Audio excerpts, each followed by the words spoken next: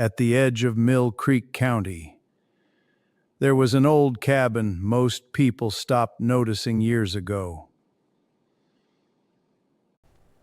The man living inside looked poorer than everyone around him.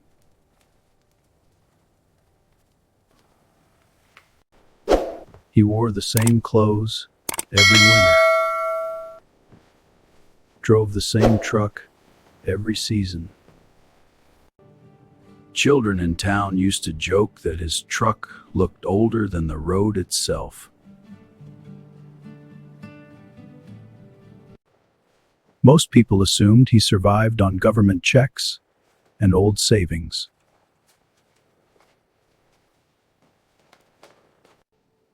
Nobody ever asked many questions about him because he almost never talked.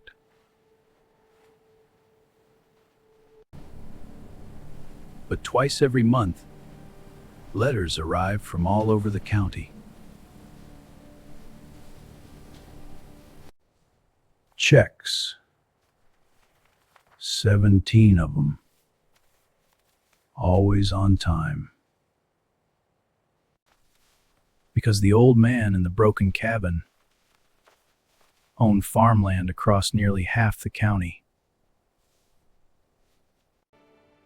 And 17 different farming families paid him rent every year to work it. Most of those families had never even met him properly.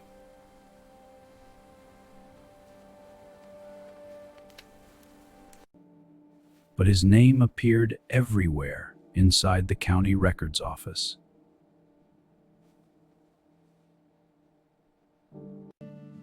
Field after field, pasture after pasture, small purchases stretching back 30 years. Nobody understood why a man that wealthy still lived like that.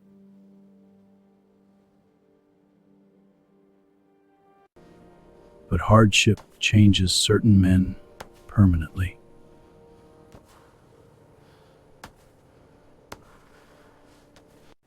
Back in 1958, he had nearly lost everything himself.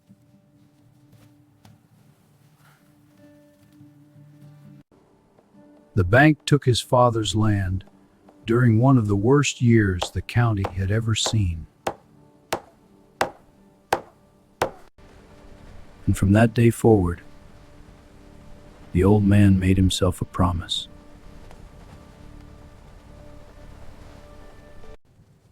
He would never owe anybody another dollar for the rest of his life.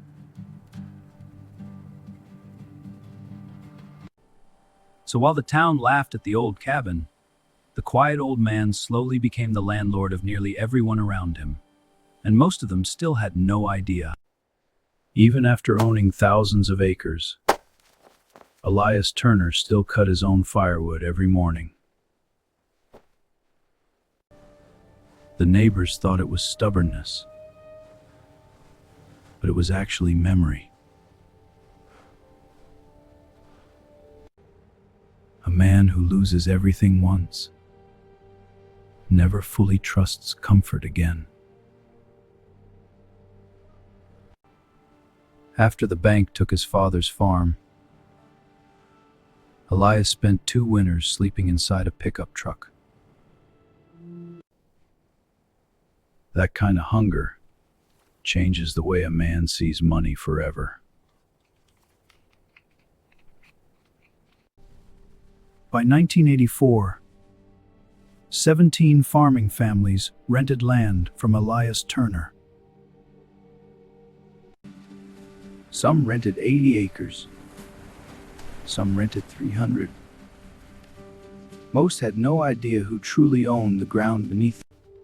The banks eventually started noticing something strange.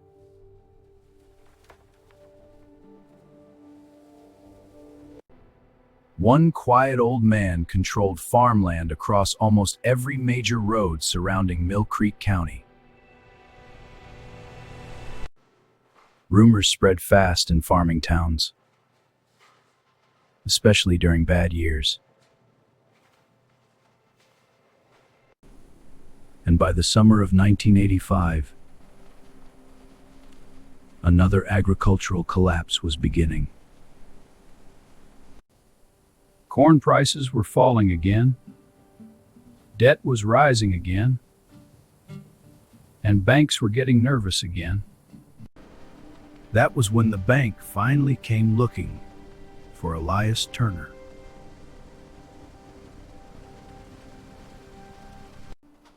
The young banker expected a confused old man living in poverty.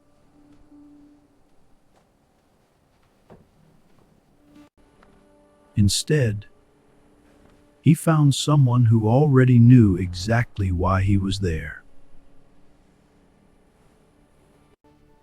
Several tenant farmers were behind on payments. The bank feared foreclosures were coming. Elias listened without interrupting, just like he always did. Then the old man stood up and opened a cabinet nobody in town had ever seen before. Inside were decades of land deeds and enough cash to buy half the county again. The banker arrived expecting to save a poor old farmer from collapse. Instead, he discovered the richest landowner in the county was living in. The young banker stared at the shelves for nearly 10 seconds without speaking.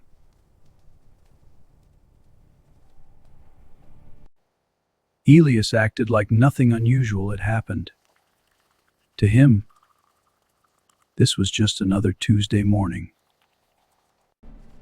The paperwork stretched back more than 30 years. Field after field, farm after farm. Whenever another family lost land, Elias quietly bought a little more. Not because he enjoyed owning property, because he feared being powerless again. How much land do you actually own?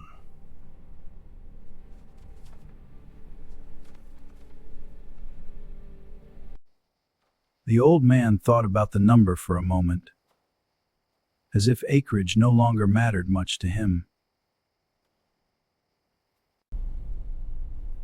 Enough.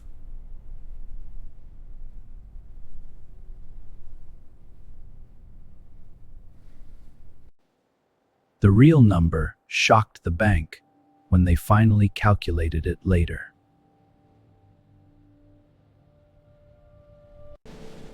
Elias Turner controlled nearly 12,000 acres across 3 counties.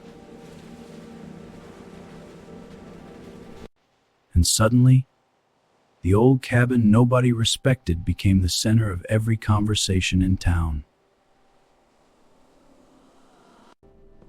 People started treating him differently overnight. Elias hated that immediately. Well, it's been too long. We should catch up sometime. Yeah, maybe so. But money had taught Elias something important a long time ago.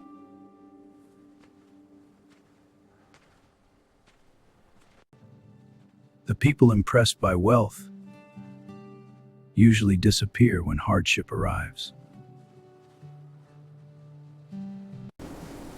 Then one October night, a tenant family came knocking on his cabin door. We have nowhere else to go. The harvest had failed. The bank wanted payment immediately, and they were about to lose everything.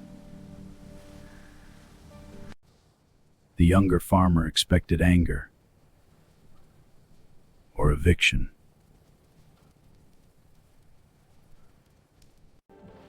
Instead, the old man opened a drawer and pulled out a document nobody expected.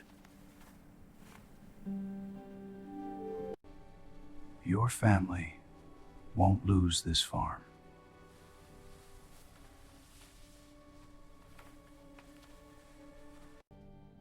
The contract was simple.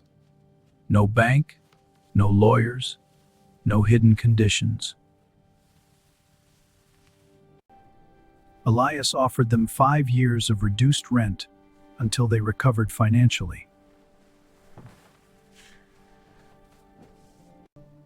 No family works land for me just to lose it to a bank.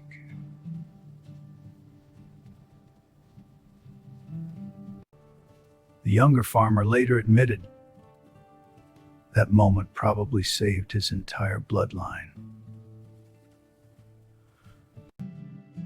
And slowly, stories like this started surfacing all over the county.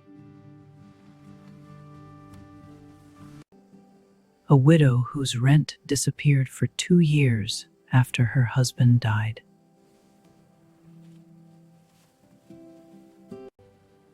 A young farmer who borrowed equipment from Elias for an entire season without paying a dollar.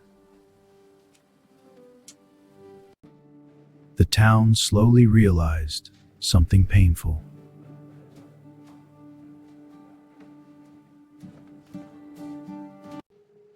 The richest man around them had also been the kindest, and almost nobody noticed. Eventually, the local newspaper tried to interview him.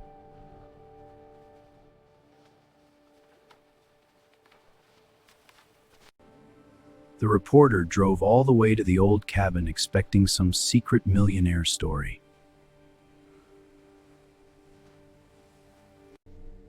But Elias refused almost every question.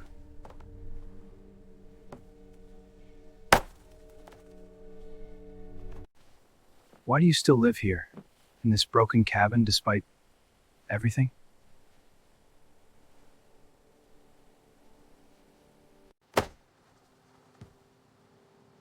Why live like this when you can afford anything?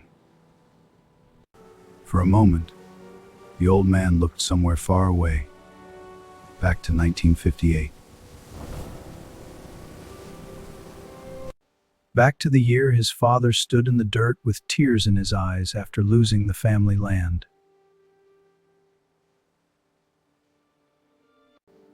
Then Elias finally answered.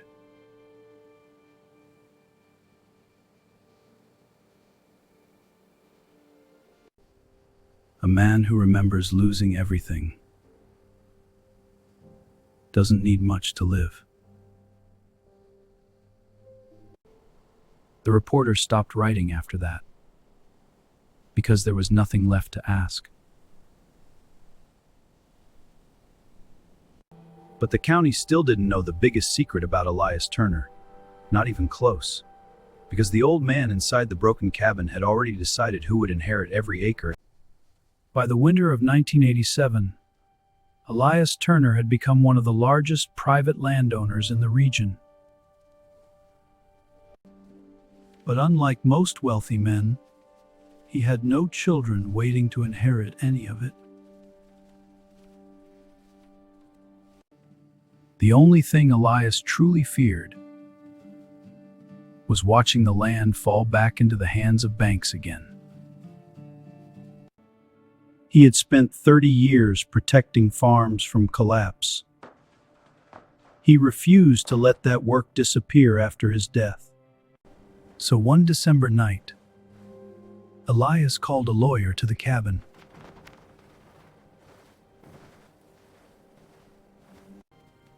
For 6 straight hours, they worked through every acre Elias owned. Field by field, family by family. Because Elias Turner had made a decision nobody in the county expected.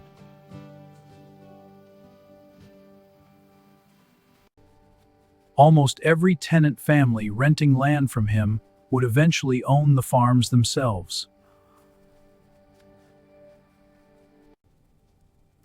Not immediately, not freely, but gradually. Families who stayed on the land, worked honestly, and avoided debt would inherit portions over time. Elias wanted ownership returned to the people actually working the soil.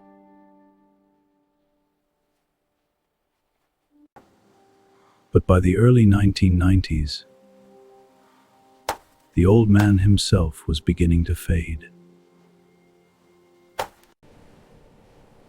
The county doctor later said Elias probably should have been in a hospital years earlier.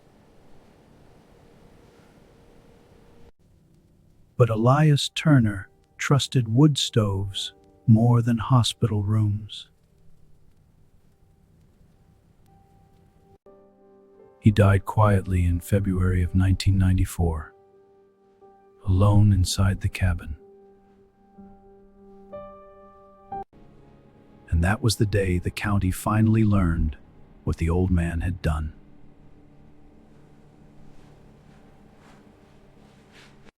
17 families discovered the land they rented would someday belong to them. The cabin remained empty after his death, but the farm survived. That was all Elias ever wanted. People spent 30 years laughing at the old man living in a broken cabin. Then one day, they realized the poorest-looking man in the county had quietly protected